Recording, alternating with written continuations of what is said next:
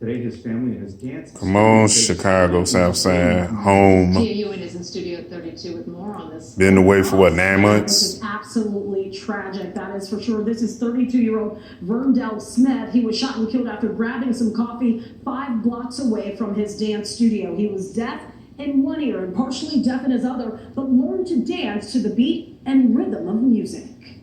I wanted to show them that I appreciate it for all the hard work that they do in coming into practice.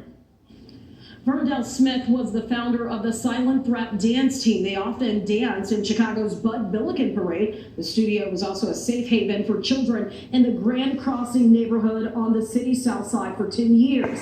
Smith's family says he just started drinking coffee on Wednesday. That's when he went for a coffee run at this Dunkin' Donuts on 74th and South King Drive. When he came out, that's when someone decided to shoot and kill him. Smith leaves behind a 10-year-old son, a family that loves him, and students whose lives he forever positively impacted.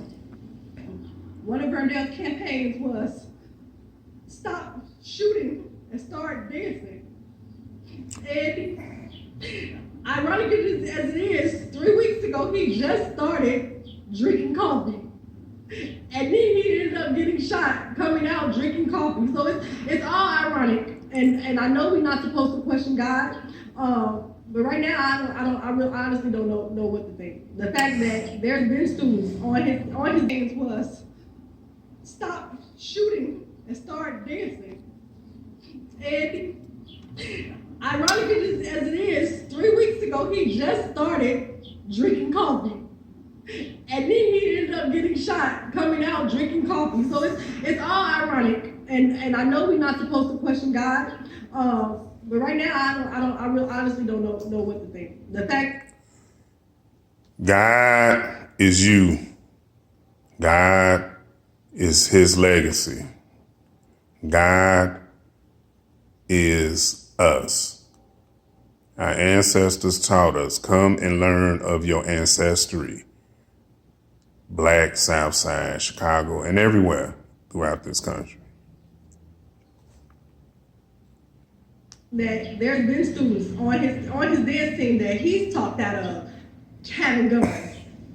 Yeah, it definitely sounds like a loss to the community. That was his sister, LaToya. No one is in custody for this shooting. The Bud Billiken Parade organizers say this is a tragic loss in our community. Smith participated for 5 years with his dance team, but for 20 years, he was a dancer in that same parade. Of course, this is a story that we will continue to follow. Manhattan, where there's been another anti-Asian attack. A man was targeted this morning, this time in Hell's Kitchen. CBS 2's Jenna DeAngelis there now with more on the assault and also the search for a suspect. Jenna. Christina Maurice, it happened here at the corner of 43rd and 11th this morning, and it's now being investigated by the NYPD Hate Crimes Task Force as a possible bias assault. Police sources say the suspect punched the victim, a 40-year-old Asian man, multiple times in the face and body, bit his hand, and then shouted, quote, "Go back to your country." We're told this appears to be a random attack. It happened just before 10 o'clock this morning, to the shock of people we spoke to who live in this neighborhood. I live in this building right here, and it's honestly horrible to hear about. Could have been me, could have been anyone. My wife and I have lived here for the past year and have not felt unsafe at all. But the rise in unfortunately, crime is rising everywhere. Unfortunately, was taken to the hospital but has since been released. The suspect lost during a violent weekend in Atlanta. A family will never know what the future held for Alicia Mero, her mother, now left to only imagine and remember her daughter's passion. They took my child away from me. They took my child. She loves music. She was trying to rap. You know, she's always going to the studio. She loved music and she loved her family. Alicia was shot and killed this weekend while unloading a U-Haul in northwest Atlanta. She was one of 6 people killed in this weekend's violence across the city. Thanks for staying up late with us. I'm Jennifer Bellamy in tonight for Aisha Howard. And I'm Ron Jones. So whoever shot and killed Alicia is still out there somewhere, folks. Hope Ford is live for us tonight, and hope you actually heard from family and the community at a vigil at the apartment complex. Yeah, and when I tell you that community is hurting and fed up, They told us they just don't know what else to do. They've complained to the landlord and rent office when things have happened. They've called the police numerous times when things have happened. But now a young woman is dead. And they're concerned that if something isn't done, she may not be when things have happened. But now a young woman is dead. And they're concerned that if something isn't done, she may not be the last victim. It's been so much violence, shooting. I jump out of the bed and get on the floor. My granddaughter shot down like a dog up there. That's not right. Alicia Merrill was 27, the type of person her mom says her siblings looked up to. They listen to her more than they listen to me. She was shot multiple times. Her family says they don't know why. The community that you see here at her vigil loved her, says she was generous, always helping the kids in the complex and looking forward to the future. And now she's being talked about in the past tense. Imagine what she was going to be. You know how much life that child had to live? I'm 60-something years old. That child was going to live a life, man. And if it don't bother y'all, something wrong with y'all. Her death hits hard for the people living at Magnolia Gardens because they say they've tried to prevent someone from dying. I want it to stop, because we need to have somewhere to live. They're moving all the drug dealers in here.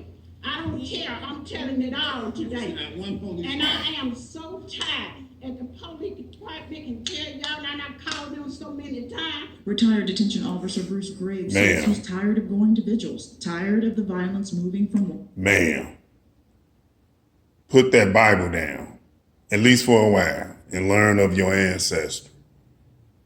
Do some research. Black community, do some research. Do some studies. Don't just study Christianity. Study world history. One family to another. And we always brag about how great Atlanta is, the Black Hollywood, and all this money we got around here. And we let these children go through this. I don't even want to talk about it no more because it bothers me bad. I know. Study cultural eugenics. The crowd laughed, some joking it's a sign Alicia's spirit will never really leave. But for her family, it's a reminder that a life with Alicia is forever uprooted. What else can we do, y'all? We need help. And a former school board member said at the vigil there we need to unify, love each other, embrace our community with love. We need nobility. Family plans to bury her.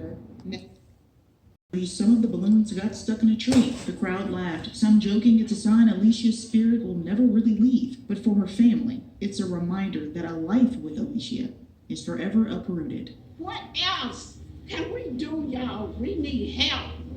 And a former school board member said at the vigil there are really only two questions left. One, who killed Alicia? And two, what is the city, elected leaders, judges, and the community going to do to prevent it from happening? We got to revamp the whole political system, the whole police system. It's not going to work. Not with these whitewashed mindsets thinking that they have the answers and the understandings of the community and what we're going through. We have pro-Black, intelligent people to be in position of politics, and we need to elect them. And we need to revamp all this white ideology, Greek ideology, all of it, and embrace our ancestry. It's not going to work.